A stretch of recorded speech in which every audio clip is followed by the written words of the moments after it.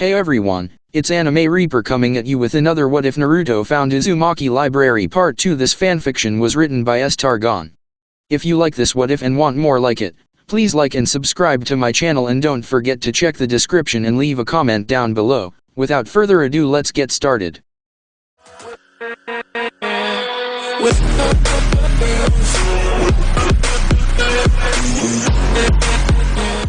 Chapter 2, A Painfully Early Morning. Disclaimer, I own nothing, Mori's the pity. Teammate. Chapter 2. Kurenai squinted as the morning sun glinted off the white-painted exterior of the Hokage tower. She had a blinding headache fueled by a lack of sleep and the company she'd been keeping. She'd lain awake longer than she wanted, brooding about her genins. Her original hope was that Naruto would help bring the Hyuga girl out of her shell. Making the disrespected Hyuga heir a strong shinobi would be indirect revenge on the head of that arrogant clan, but it was the best she could manage for the time being. But it seemed that Naruto would need help of his own. Once you got past the bluster and the pranks, he was just as insecure as Hinata. He just hit it better. Shino had less psychological baggage than his teammates, but he also seemed to lack some of their fire. He just didn't seem to put as much effort into things. Perhaps it was that detached persona the Abaramis cultivated. The ones she'd met seemed to act as unemotional and precise as the insects they partnered with. Shino was definitely going to be a challenge to understand. Naruto's deficiencies were the most glaring though, and might take the longest to correct. So she awoke with her alarm before 5 and sought out Guy at his favorite training ground. Kurenai had a theory about the more skilled jonins developing severe personality quirks to compensate for the stresses of missions. If she ever wanted to make a presentation on this theory for the Konoha Natural Philosophy Society, Guy would be Exhibit A. She supposed he might have been dropped on his head as a child. Repeatedly. But that didn't explain how he'd survived to become a genin. It was depressing, but far more likely, that he'd started obsessing about green spandex and the power of youth after he became a jonin. Kurenai dreaded the day she woke up and realized that she'd become just as eccentric in her own way. She'd have no choice at that point but to do the honorable thing and end her own life. At least Guy was predictable in his obsessions. Every morning they were not out on missions, he and Rock Lee were up before the dawn, working on ridiculously intricate taijutsu combinations. At least he'd focused some of his obsessions in positive ways. His taijutsu was said to be among the best of his generation, and he'd taken on a student with underdeveloped chakra coils and made him an effective shinobi. She supposed the extra stress of learning how to complete missions without resorting to ninjutsus or genjutsus was considerable. Something had to explain the accelerated descent of Rock Lee into green spandex-clad madness with his sensei. On the other hand, it was hard to argue with results.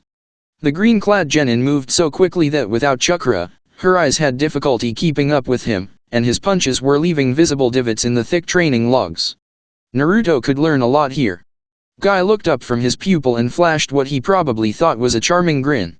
Kurenai-san, you are up early to see the power of youth. Kurenai nodded, though she imagined her smile was a little sickly. She was not a morning person by any stretch of the imagination. I knew I could find you here. Guy's expression became a trifle smug. It takes a lot of training to become a genius of hard work.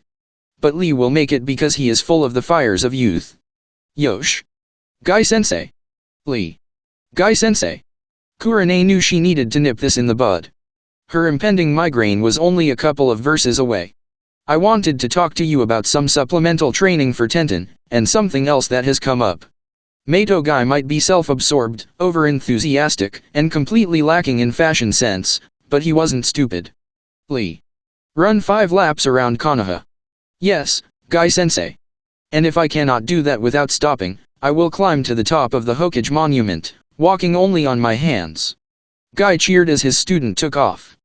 Kurenai wondered if Naruto would be safe hanging around with these two. She'd have to make sure later on that day to impress upon her genin that neon green was also not an appropriate color for ninja attire. Kurenai gathered her thoughts as Guy turned back toward her and crossed his arms in what he seemed to think was a serious pose. Now that Lee is testing his endurance, what did you wish to discuss? His smile was a little too eerie for Kurenai's tastes. I've been thinking about your idea regarding using our specialized knowledge to best develop our students' potential, she said carefully. That wasn't exactly what he said when the jonins were all out drinking. What he actually said was something more along the lines of how he'd take pity on any students assigned to his Kakashi, and train them out of sympathy for having such a heartless sensei. Kakashi of course replied by asking if he'd said something. Nanny. Guy's inch-thick eyebrows bunched up in confusion. Well, Kurenai continued, I thought it was a pretty good idea, so I'd like to work out a trade. I've got a student who needs a lot of extra work on his taijutsu. If he could join you and Lee in the mornings, he'd provide Lee with a sparring partner as well. In exchange, Tenten can join us when I work with my team on genjutsu training. Lee can come too, if you think he would benefit. Guy's other student, Hyuganiji, didn't really need the tutoring.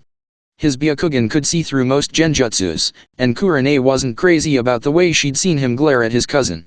Guy ran his thumb over his chin in his deep thinking pose. Tenten could probably benefit the most, and Lee should at least know what to look for if he falls under a genjutsu. Which student did you want to work with us? Uzuamki Naruto, Kurenai replied, waiting to gauge Guy's response. To the man's credit, he only nodded thoughtfully. He is rather small, even if he burns with the fire of youth. Do you think he will be able to train at the pace Lee sets? The question was innocent, but she saw the man's pride in his disabled/specialized student. Naruto's stamina is nearly Jonin level. Even when he becomes winded, he's ready to fight again in a couple of minutes. He's also highly motivated to prove himself. She smiled. The hook was baited, now to land the fish.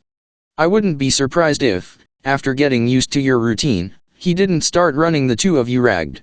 Mato Guy has never, to her knowledge, ever turned down a challenge of any sort. Ever. Yosh. We will test the powers of his youth. Kurenai-san, send your student here tomorrow morning and we will make him a genius of hard work, second only to my Lee-kun. That was so easy that Kurenai felt a flash of guilt. Good, and I will have Naruto tell you when we're going over genjutsu and your students will be welcome to join us. The rising sun glinting off the man's teeth was beginning to give her a headache, so she made her goodbyes and sought out a cup of strong coffee. There weren't many shops that sold coffee in Konoha. The Western drink was only just now becoming popular. There were even fewer places serving the caffeinated beverage that were open early in the morning and/or late at night. It was no coincidence that all of them were in close proximity to the Hokage tower. A lot of all-nighters were conducted there. Bolstered by 2 large cups of the strongest brew she could find, Kurenai made her way to the Hokage's office. His Chiryunin guards had eyes almost as red as hers, confirming her suspicions. The Sandaime was rumored to work incredibly long hours, rising early in the morning and often staying up all night. His only breaks from the pressures of his job were the short walks he took through the village, checking up on this and that. Even those had a purpose, as he often saw what others did not. With all she knew of the man's dedication to the village and its residents, Kurenai couldn't understand why he let the situation with Naruto go on so long. The things she'd learned over the past week left her both angry and hungry for answers. But an emotional display would not get her those answers, so she schooled her features into an impassive mask and nodded to the Chiryunin guards. She still had to remind herself at times that she outranked them now.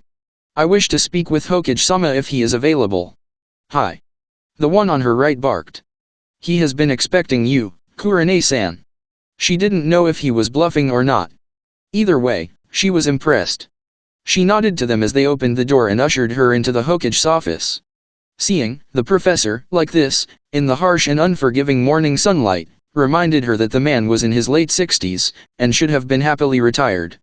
Instead, he'd been forced back into this office again, and had labored here for another 12 years after the death of the Yondaime.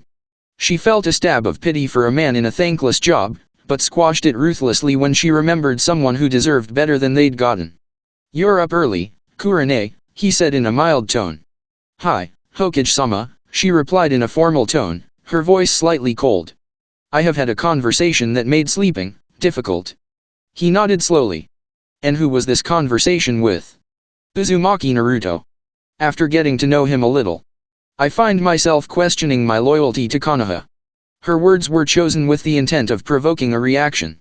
An admission of semi-treasonous thoughts would normally be met with outrage or derision. She would not expect such a display from the Hokage, but she wasn't prepared for what he did do. He smiled. I'm glad to see that Naruto has found another sympathetic ear, he said as he straightened up in his chair and relit his pipe. You Uzuamki Kurenai was not often struck speechless, but it took a moment for her to collect her thoughts. You knew what was going on with the boy? Hokage-sama, why have you allowed this? The Sandaime sighed, and for a moment his eyes showed her a glimpse of a supremely weary soul. If only the Hokage were as powerful as everyone seems to think.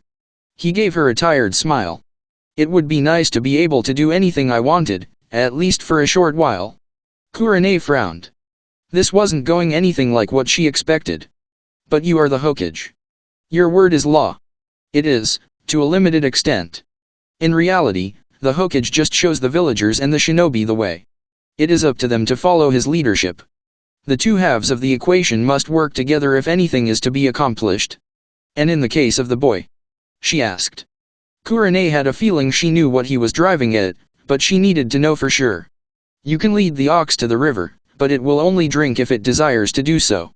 The village elders and the clan heads petition me to have the boy executed, or failing that, to exile him from the village.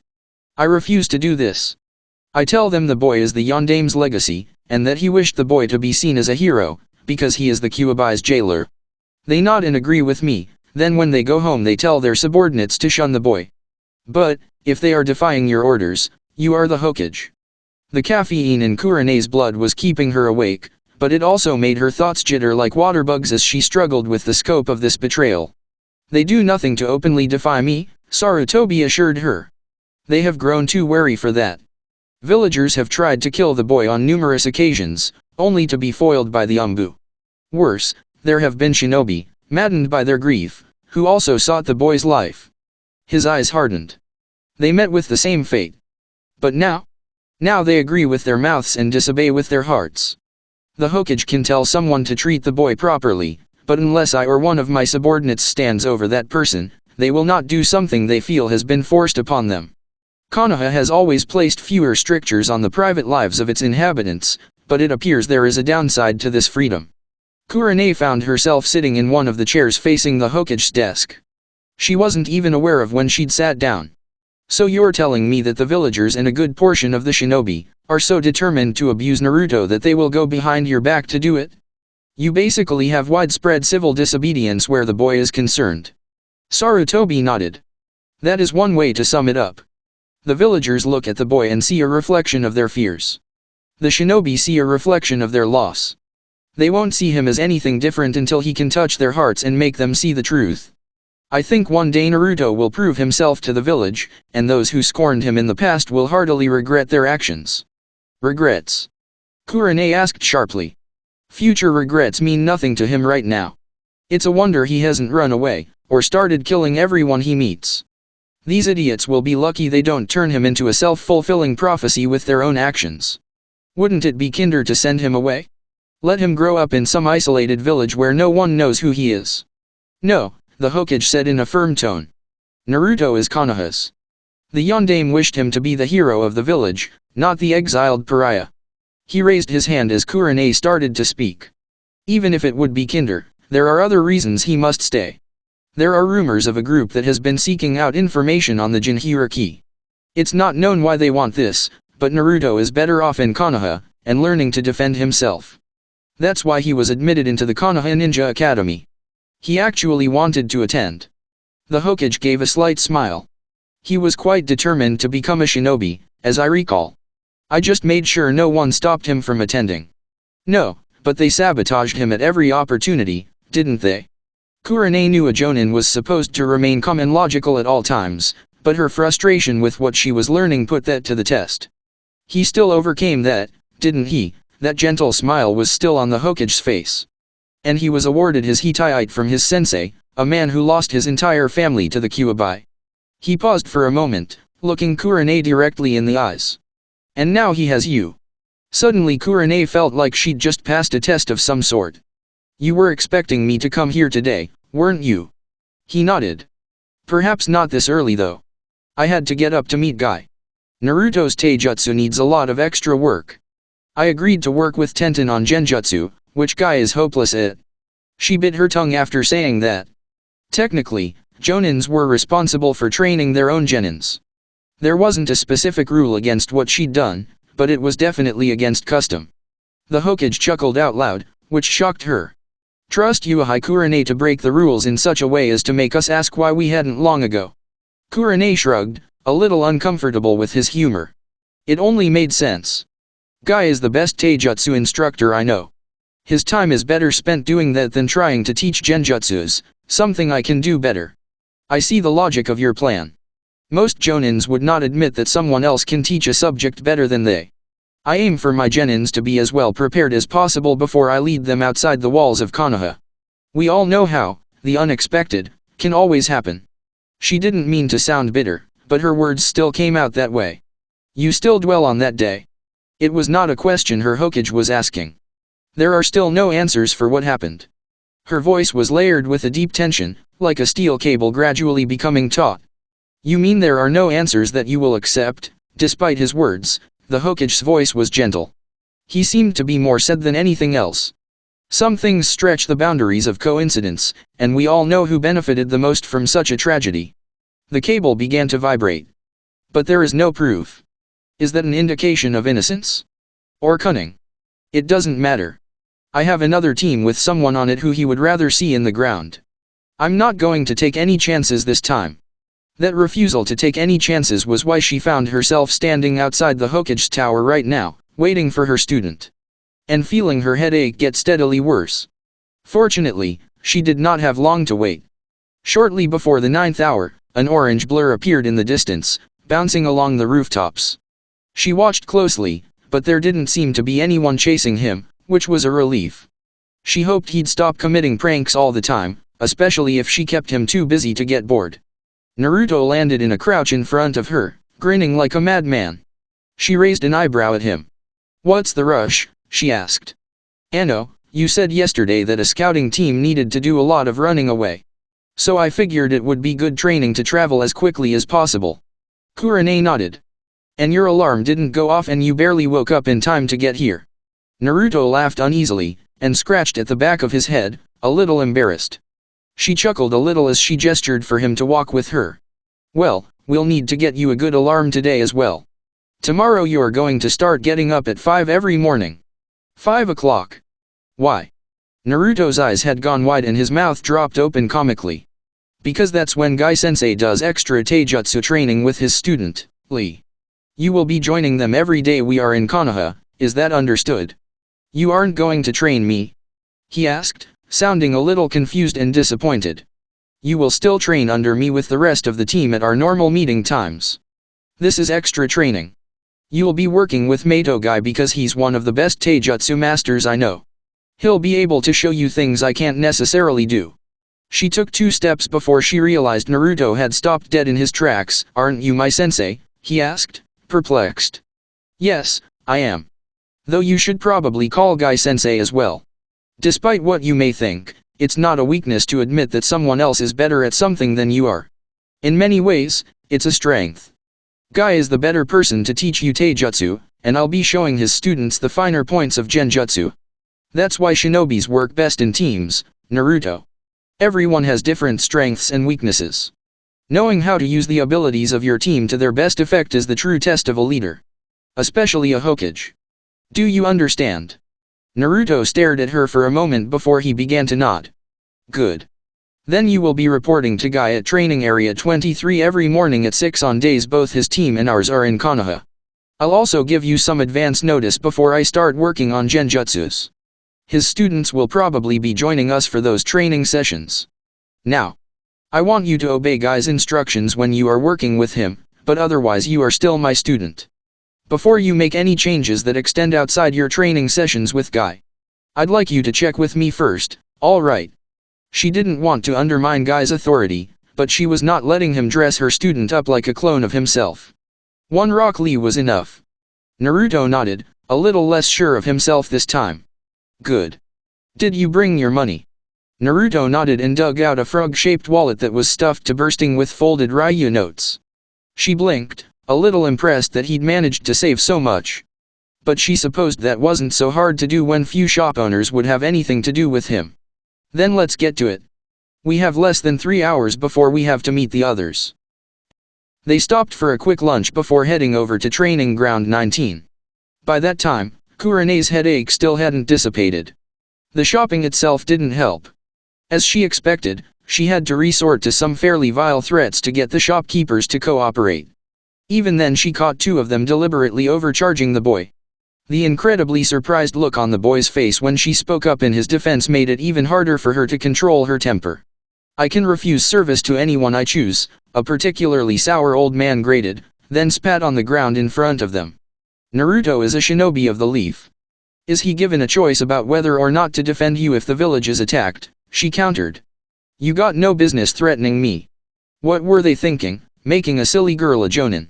Kurenai locked gazes with the old man as the temperature inside the weapons shop seemed to drop 20 or 30 degrees. Even Naruto edged backward as the other customers fled. "This silly little girl is acting under the direct orders of the Hokage himself. That means I can do anything to you that I want, since you are acting against his wishes. I can send you on a 30-minute tour of the lowest level of Yomi. When I'm done with you, no one will even recognize you. Assuming, of course, that you're still sane. It would be a lot easier to just drive you mad and then take what we want, wouldn't it, Naruto?" "Nah, Kurenai-sensei. I don't want anyone to say I am a thief." She couldn't tell if Naruto knew she was bluffing or not. This, of course, made the shopkeeper even more terrified.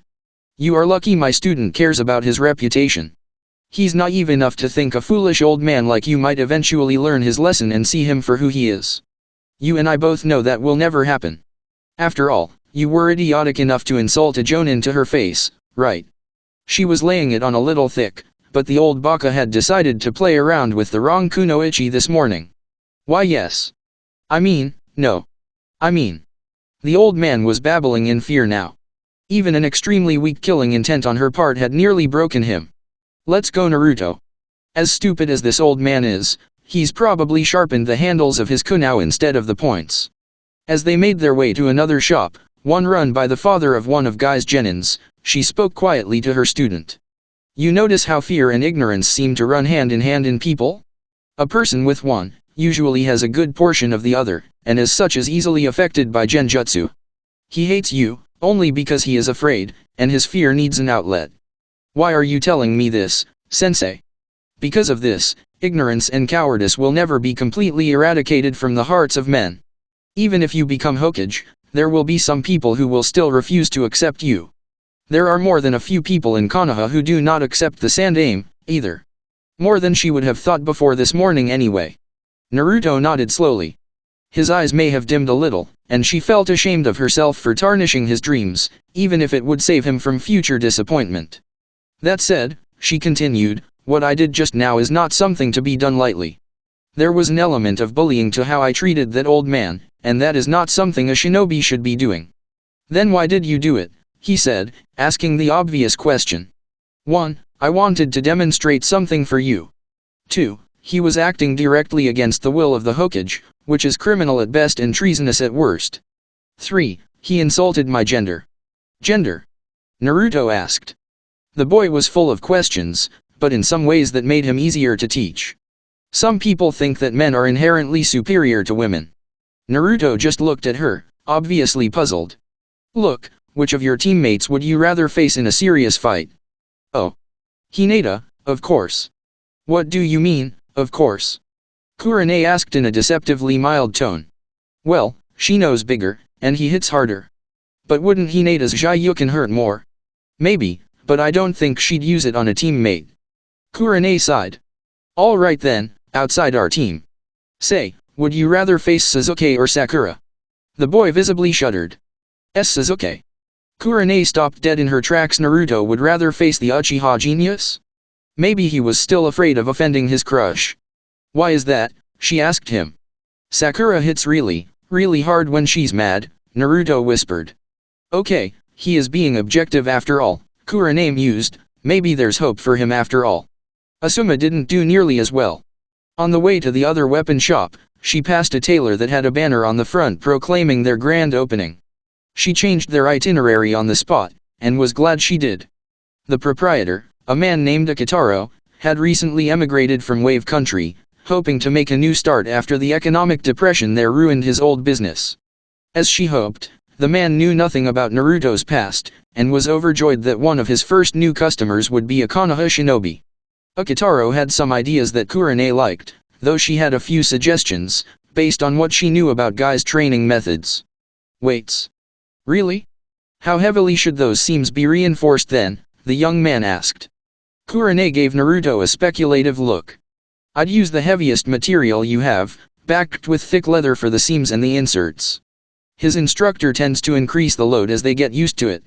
Naruto didn't sound too enthused at what she was suggesting, right up until she mentioned that it would make him faster and stronger than Sasuke.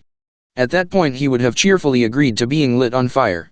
Akitaro didn't have any other customers yet, and he worked incredibly fast, altering some heavy clothes that were already close to the right size.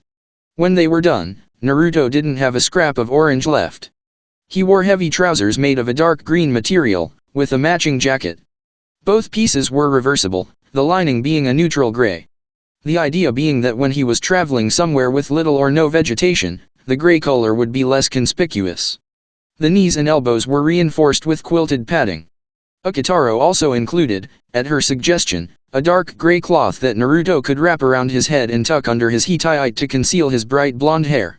Under the jacket he wore a black t-shirt, and a shuriken holster was strapped to each thigh. A weapons pouch was attached to his belt on each hip as well.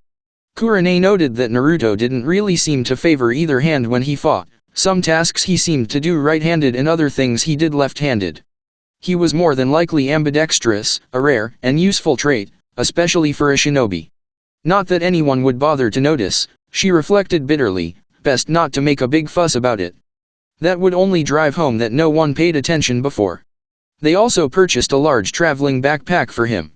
Since Guy would almost certainly have him working with weights on his body likely, she decided that some of that extra weight might as well take the form of extra weapons and equipment. One day he might be called upon to carry a wounded teammate, just like she was. Kurenai ruthlessly severed that train of thought. Naruto was oddly quiet as he looked at himself in the mirror. It was hard for her to tell at that angle, but he seemed to be frowning slightly. She stood directly behind him so he could see her face in the mirror as she nodded approvingly. You look like a serious shinobi now. He nodded, but still looked a little sad as he paid Akitaro and stuffed his old jumpsuit into the backpack. The shopkeeper looked a little unsure about the change in his once exuberant customer, but he still bowed and invited them back if Naruto needed any repairs or alterations. Is something the matter, Naruto? He shook his head.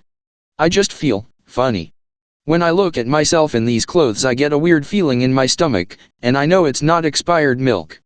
Kurenai was fairly sure she didn't want to know more about his last remark. Maybe it's started sinking in, Naruto. You've graduated from the academy and become a genin. Soon, you will be doing missions, and some of them will be dangerous. Maybe the new clothes represent that seriousness. Naruto nodded slowly. Is it okay to feel scared about that? It would be stupid not to. Every shinobi who goes on a mission does so knowing that something might end their life. But life is all about risk, isn't it? So we work, and we train, and we do everything we can to be prepared for what comes. I'll do what I can to keep you three alive and safe, and you'll help me keep Shino and Hinata safe as well. What about them, sensei? They will help me keep each other safe, and you as well. Then who keeps you safe? Kurenai smiled. That's my job. There's a reason they send a jonin with each genin team, and it isn't just to make you behave. Naruto scowled at this but didn't say anything.